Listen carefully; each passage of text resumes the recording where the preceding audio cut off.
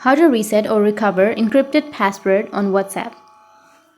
So if you've forgotten your password and if you want to reset or recover your encrypted password, then it's not possible to recover it because you need to enter your recovery password or your encrypted password.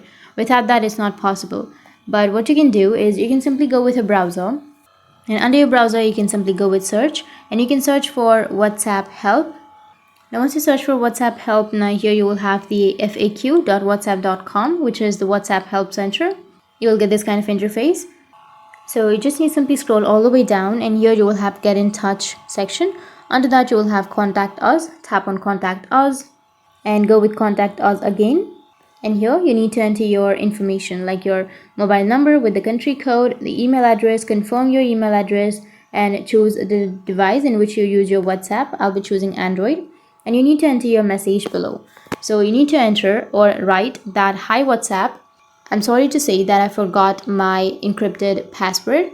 Please email my encrypted password at my mail and solve my problem." And you need to enter your email address and then go with next step. And after that it will be sent, and you might get your encrypted password after that. So that's it, and if you have any questions, feel free to comment below. Thanks for watching.